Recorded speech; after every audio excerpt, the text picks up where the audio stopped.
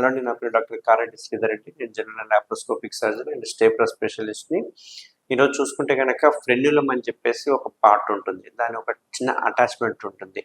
దీన్నే మనము ఫ్రెన్యులం అని చెప్పి అంటుంటాం. ఈ మగవాళ్ళలో అంగం యొక్క ముందరున్న చర్మం ఏదైతే ఉందో ఫ్రీగా వెనక్కి ముందరికి మూవ్ అవుతుంది, కానీ కింద ఒక అటాచ్మెంట్ ఉంది, ఒక రబ్బర్ బ్యాండ్ తీగలాగా ఉంటుంది.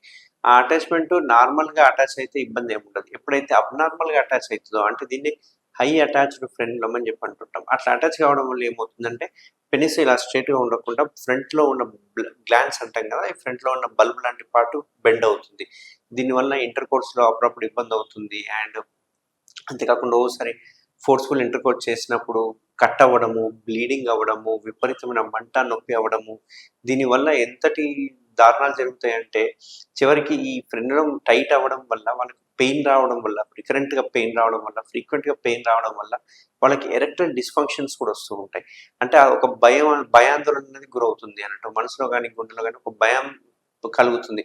ఇంటర్ కోర్స్ చేస్తే నాకేమన్నా మళ్ళీ కట్ అవుతుందేమో, మళ్ళీ బ్లీడ్ అవుతుందేమో, పెయిన్ అవుతుందేమో, బెండ్ అవుతుందేమో, నేను ఇంటర్ కోర్స్ చేయలేనేమో అనే టెన్షన్స్ తోటి వాళ్ళకు మెల్లగా ఎరెక్టైల్ డిస్ఫంక్షన్స్ కూడా స్టార్ట్ అవుతూ ఉంటాయి అన్నట్టు. సో ముందరున్న చర్మం ఏదైతే ఫోర్ స్కిన్ ఉందో అది వెనక్కి పోకపోతే మనం ఫైమోసిస్ అని చెప్తూ ఉంటాం. నేను చాలా వీడియోస్లో చెప్పాను, ఈ ఫైమోసిస్ ఉన్న వాళ్ళకి హై అటాచ్డ్ ఫ్రెన్యులం కూడా నార్మల్గా ఉంటూ ఉంటుంది. హై అటాచ్డ్ ఫ్రెన్యులం ఎలా ఉంటుంది వాళ్ళకి చూసుకుందాం. మామూలుగా అంగం ఈ రకంగా ఉంటుంది. ఈ ముందరున్న అంగం యొక్క ముందల హెడ్ భాగానే మనం గ్లాన్స్ అని చెప్పి పిలుస్తూ ఉంటాం.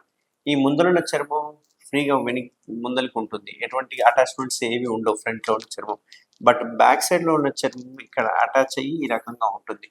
ఈ అటాచ్మెంట్ని మనం ఫ్రెన్యులం అంటాం. ఇది ఒక తీగలాగా, ఒక రబ్బర్ బ్యాండ్ లాగా ఉంటుంది. ఈ రబ్బర్ బ్యాండ్ లాంటిది నార్మల్గా కింది వైపున అటాచ్ అయ్యి ఉండాలి. కానీ చాలా మందికి ఎలా అటాచ్ అయ్యి ఉంటుంది అంటే, చాలా మందికి ఇక్కడ అటాచ్ అవుతుంది, కొందరికి ఇంకా పైకి అటాచ్ అవుతుంది, ఇంకొందరికి పైన అటాచ్ అవుతుంది, ఇంకొందరికి మూత్రం పోసుకునే రంధ్రం దగ్గర అటాచ్ అవుతూ ఉంటుంది. దీన్నే హై అటాచ్డ్ ఫ్రెన్యులం అంటాం. అప్పుడు ఏమవుతుందంటే వెనక్కి లాగినప్పుడు ఫ్రంట్లో ఉన్న స్కిన్ మంచిగా ఉంది కాబట్టి వెనక్కి ఫ్రీగా వస్తుంది. బట్ బ్యాక్లో ఉన్న స్కిన్ ఫ్రీగా రాకపోయేసరికి పట్టేసినట్టు ఉంటుంది.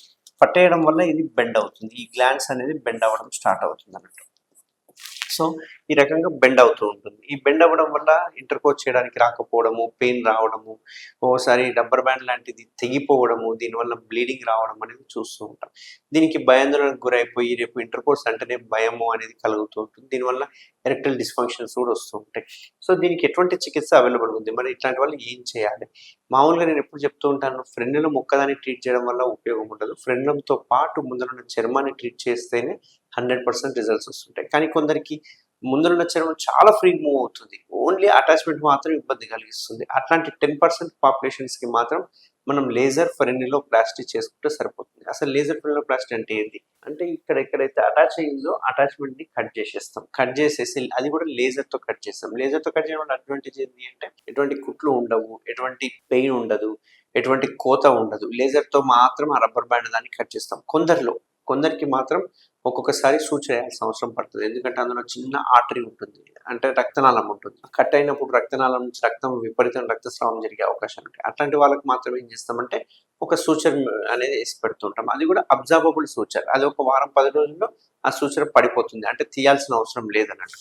సో ఇక్కడ ఒక కటింగ్ చేసేసి దీని మధ్యలో ఉన్న దాన్ని లేజర్ ద్వారా కట్ చేయడం జరుగుతుంది అన్నట్టు. సో దాన్ని కట్ చేసి మనం ఈ షేప్ వరకు తీసుకొస్తాం అన్నట్టు, వెనక్కి తీసుకొస్తాం. దీనివల్ల అంగం అనేది స్ట్రేట్గా ఉంటుంది, బెండ్ అనేది ఉండదు.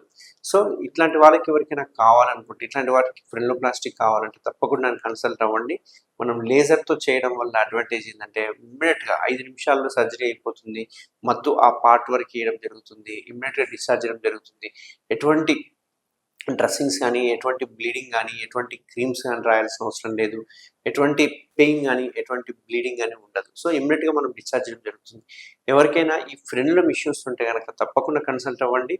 మనం లేజర్ ఫ్రెన్యులోప్లాస్టీ చేయడం వల్ల దీన్ని శాశ్వతంగా పరిష్కరించవచ్చు. Thank you very much. Thank you Sridhar Reddy sir. Thank you doctor Sridhar Reddy sir. Thank you Sridhar Reddy sir. Thank you Sridhar Reddy sir. Thank you Sridhar Reddy sir. Thank you Sridhar Reddy sir. Thank you Sridhar Reddy sir. Thank you Sridhar Reddy sir. Thank you Sridhar Reddy sir. Thank you Sridhar Reddy sir.